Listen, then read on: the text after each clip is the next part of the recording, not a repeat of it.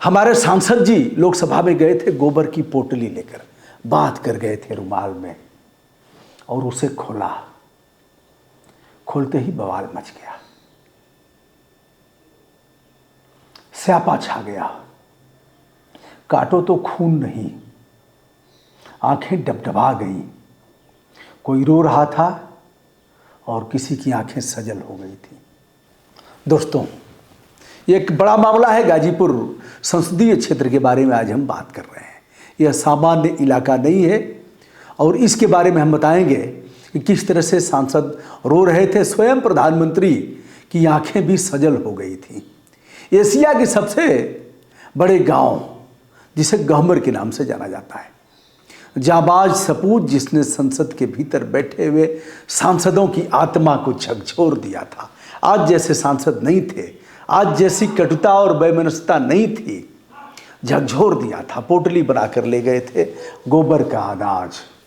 नाम था विश्वनाथ शास्त्री। चूंकि चुनाव चल रहा है, इसलिए हमारे तमाम महापुरुषों को जानना भी जरूरी है कि किन लोगों ने कैसा किया था और आज क्या है। लोकसभा 2024 का न केवल आगाज हुआ है, बल्कि चुनाव अपने सबाब पर भी सनय सनय उत्तरोत्तर बढ़ रहा है। हम आज के इस सीरीज में गाजीपुर के सांसद विश्वनाथ गहमरी की बात कर रहे हैं, जिन्होंने संसद के भीतर सांसदों को रुलाया था और बना था पटेल कमीशन। गाजीपुर 75 लोकसभा क्षेत्र में जहां समाजवादी पार्टी ने अफजाल अंसारी को मैदान में उतारा है। इसके पहले वो बहुजन समाज पार्टी से सांसद थे, अभी भी सांसद हैं। उसके पहले जब एक बार और सांसद थे तो समाजवादी पार्टी से थे। वहीं सभी को चौंकाते हुए भारतीय जनता पार्टी द्वारा संघ के कार्यकर्ता पारसनाथ राय को मैदान में उतारा गया है, जिसकी उम्मीद किसी को नहीं थी। पारसनाथ राय जम्मू कश्मीर के उपराज्यपाल, पूर्व सांसद, पूर्व कैबिनेट मंत्री मनोज सिन्हा के परम मित्र हैं। साथ में पढ़ाई लिखाई किया, संगठन में काम किया, बचपन की दोस्ती अब तक संपूर्ण वजूद के साथ परवान चढ़ रही है और मनोज सिन्हा ने उन्हें इसका लाभ भी दिया। मनोज सिन्हा ने मित्रता को प्राथमिकता देते हुए पारसनाथ राय को टिकट दिलवा दिया। यह उनके वजूद का भी सवाल है। यह सीट अगर पारसनाथ राय चुनाव जीतते हैं तो मनोज सिन्हा की वाह वाह, लोग कहेंगे मनोज सिन्हा की वजह से ऐसा हुआ है। चुनाव हारते हैं तो इसका खामियाजा भी उन्हें भुगतना पड़ेगा। गाजीपुर संसदीय क्षेत्र से कब कौन सांसद रहा है और विश्वनाथ गहमरी जी कौन थे। सबसे पहले हम गाजीपुर के बारे में जानते हैं। इसे गाधीपुरी के नाम से जाना जाता है। गाधीपुरी, राजा गाधी। अब मानस में एक प्रसंग आया है, गाधी तनय मन चिंता व्यापी। गाधी तनय मन चिंता व्यापी। गाधी के तनय कौन थे? विश्वामित्र। तनय माने उनके पुत्र, उनके तन से जो पैदा हुआ वही। गाधी तनय मन चिंता व्यापी, हरि बिन मरहि न निश्चर पापी। भगवान श्री राम जब चाहेंगे तभी हरि बिन मरहि न निश्चर पापी, यह नहीं मर पाएंगे, इनका संहार नहीं होगा जब तक भगवान राम नहीं आएंगे। और उसके बाद वह जाते हैं राजा दशरथ से, राम और लक्ष्मण को मांगते हैं। राजा दशरथ नहीं देते हैं, बहुत कुछ कह रहे हैं कि चलिए हम संहार करते हैं, लेकिन विश्वामित्र जी ने कहा कि अब आपके देने की इच्छा नहीं है, मैं जा रहा हूँ। बहरहाल रोते गाते हुए उन्होंने राम और लक्ष्मण को दिया।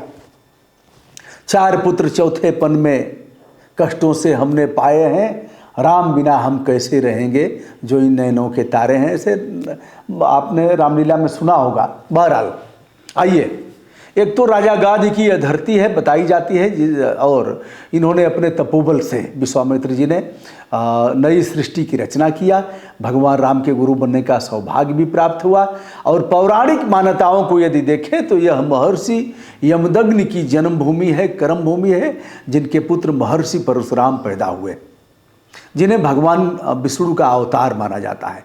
इतिहासकारों का कहना है कि यह सैयद मसूद गाजी द्वारा बसाई गई नगरी है, जो तुगलक वंश के शासक थे। अब भैया हम इतिहासकार नहीं हैं, मोटा मोटा जो पढ़ा उसको बता दिया। गाजीपुर में ब्रिटानिया हुकूमत ने अफीम छारोद कारखाना स्थापित किया था 1820 में, जिसके लिए गाजीपुर विख्यात है। चीनी यात्री वेनसांग भी यहाँ आया था और गाजीपुर को उसने युद्ध क्षेत्र की संज्ञा दिया था।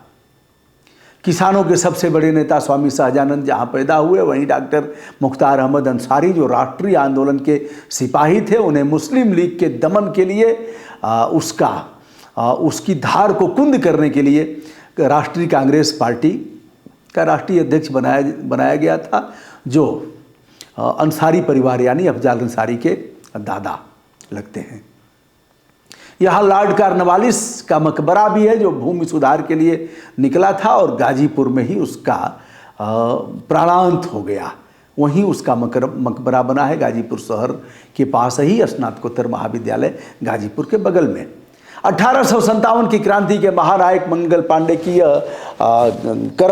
जन्मभूमि है। उस समय बलिया और गाजीपुर अलग नहीं हुआ था, बलिया से ही गाजीपुर को अलग किया गया है। यह 100 साल पहले, 102 साल पहले गाजीपुर संभवतः गाजीपुर से बलिया अलग हुआ था। सदर विकास खंड में कुर्था गांव है, जहां पवारी बाबा का आश्रम है और यहाँ महीनों तक स्वामी विवेकानंद ने डेरा डाला था। पवारी बाबा की एक झलक पाने के लिए हमने उस पवारी बाबा आश्रम का भी वीडियो किया है और आप उसे देख सकते हैं। महीनों बाद स्वामी विवेकानंद की मुलाकात होती है और प्रश्नोत्तर होता है, वाद विवाद होता है।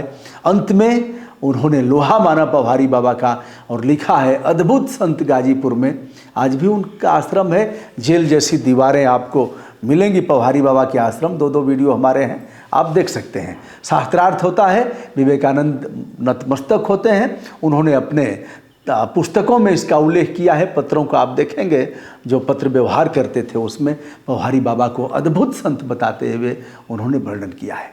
यहाँ भारत पाक के युद्ध में अमेरिका के टैंकों को ध्वस्त करने वाले परमवीर चक्र विजेता अब्दुल हमीद भी पैदा हुए, जिन्होंने यह सिद्ध कर दिया कि यह देश किसी वर्ग विशेष का नहीं है, न हिंदू का है, न मुसलमान का है, न किसी सिख का है और न ही किसी पंजाबी का इस पर अधिकार है। देश में रहने वाले प्रत्येक सच्चे नागरिकों का है और यही वह भूमि है जहां महावीर चक्र विजेता रामउग्रह पांडे पैदा हुए। शहीद कर्नल यमयन राय की भी यह भूमि है, जन्मभूमि है, जिनकी शहादत को भुलाया नहीं जा सकता। वहीं कारगिल युद्ध में भी यहाँ के जवानों ने सर्वप्रथम शेषनाथ यादव, कमलेश सिंह और अन्य लोगों ने अपनी शहादत दिया। एक लंबी फहरिस्त है दोस्तों। यह अष्ट शहीद की कर्म भूमि है, जन्मभूमि है, शहीदी धरती है, जिन लोगों ने अगस्त क्रांति में डॉक्टर शिवपूजन राय के नेतृत्व में मोहम्मदाबाद, यूसुफपुर मोहम्मदाबाद की तहसील पर झंडा फहराया। एक को गोली लगती थी, झंडा दूसरा उठाता था, दूसरे को लगती थी, झंडा तीसरा उठाता था, तीसरे को ब्रिटानिया हुकूमत के हथियारे गोली मारते थे, चौथा उठाता था, चौथे को लगती थी, पांचवा उठाता था। 8 लोग शहीद हो गए। एक बड़ा मामला है साहब, बहुत कम मिलेगा ऐसा देखने के लिए। उनके परिवारों से भी मैं मिला हूँ, वहाँ वीडियो भी किया हूँ। तो दोस्तों, इस तरह से बलिदान कर दिया। देखा जाए तो 1952 में यहाँ कांग्रेस के हरप्रसाद सिंह चुनाव जीते थे, जैसा कि हमने बताया, और फिर हम आपको बताए थे कि किस तरह से गहमरी जी यहाँ से चुनाव जीते। विश्वनाथ गहमरी के बाद 1967 में कामरेड सरजू पांडे यहाँ से चुनाव जीते और 1971 में भी उन्होंने जीत हासिल किया, जिनके सैकड़ों शिष्यों में से एक सांसद अफजाल अंसारी भी हैं, जैसा कि हमने आपको बताया। अब 1977 में गौरी शंकर राय जनता पार्टी से चुनाव जीतते हैं। 1980 एवं 84 में 1980-84 में कांग्रेस आई के जरूल बसर और 1989 में जगदीश कुशवाहा। 1991 में जो आम चुनाव होता है, कामरेड विश्वनाथ शास्त्री चुनाव जीतते हैं। तत्पश्चात आ जाता है 1996, जिसमें भाजपा के मनोज सिन्हा विजयी होते हैं। पहली बार कमल का फूल खिलता है गाजीपुर संसदीय क्षेत्र से। 1998 में समाजवादी पार्टी के ओम प्रकाश सिंह ने चुनाव जीता। फिर 1999 में आ जाते हैं मनोज सिन्हा जी और जीत हासिल किया। तत्पश्चात 2004 में अफजाल अंसारी समाजवादी पार्टी से चुनाव जीतते हैं। 2009 आ जाता है और इसमें समाजवादी पार्टी के राधे मोहन सिंह चुनाव जीत करके सदन में जाते हैं। 2019 में मनोज सिन्हा ने शिव कन्या को हराया, जो बाबू सिंह कुशवाहा की पत्नी थी। बाबू सिंह कुशवाहा भी भाजपा में आ गए थे, उनको भी अच्छत फेंक करके शुद्ध कर दिया था। उस समय बजरंगी थे प्रदेश अध्यक्ष। अरे मुन्ना बजरंगी नहीं भैया, अरे क्या नाम है, अरे बजरंगी वही वही वही विनय कटियार थे। अब नेपथ्य में चले गए हैं। अब उस समय उन्होंने ही पार्टी में लिया, फिर काँव हुआ तो फिर उन्होंने कहा भैया आप अपने थाने पवाने जाइए, जहाँ से आए थे वहीं चले जाइए, यहाँ बड़ी दिक्कत है। अब तो 2019 का चुनाव आता है, तब मनोज सिन्हा को हराकर अफजल अंसारी वहाँ से सांसद बने। यह गठबंधन था समाजवादी पार्टी और बहुजन समाज पार्टी का। अब दोस्तों इस बार जो आप देख रहे हैं चुनावी मैदान में अफजल अंसारी पहले से ही ताल ठोके हुए हैं। इधर अब भारतीय जनता पार्टी ने अपने एक ऐसे चेहरे को लाया है जो इस क्षेत्र में नहीं थे, राजनीति में नहीं थे, लेकिन संघ के बड़े नेता रहे हैं जमीनी स्तर से लेकर के, और बड़े बड़े ओहदे उन्होंने संभाला है। मनोज सिन्हा के काफ़ी करीबी और पसंदीदा लोगों में से एक हैं। उन पर भाजपा ने विश्वास जमाया है। क्या होगा उस धरती का, उस संसदीय क्षेत्र का जहाँ कभी विकास और वहाँ के पिछड़ेपन को लेकर के विश्वनाथ गहमरी ने रुमाल में वह गोबर का अनाज लेकर के सदन में दिखाया था और सदन के लोग खूब रोए थे। सांसद विश्वनाथ गहमरी ने रुमाल की पोटली खोला जिसमें से निकला अनाज, और विश्वनाथ गहमरी ने कहा कि अब बैलों के पेट से गोबर के माध्यम से आया हुआ अनाज है। उन्होंने बताया, कहा जब मड़ाई होती है फसलों की जिसमें जौ था, चना था, मटर था, और बैलों को एक साथ जोड़ करके और घुमाया जाता था, उनके पैरों के खूर से अनाज फूटता था और उस अनाज को बैल भी खाते थे मड़ाई के साथ। वह जाता था पेट में, वह दो दाल यानी टुकड़े नहीं हो पाता था, गोबर के माध्यम से आता था बाहर। उस गोबर को धुल करके वह अनाज निकाला जाता था और उस अनाज को कूट पीस करके महिलाएं उसकी रोटी बनाती थी, उसका भात बनता था।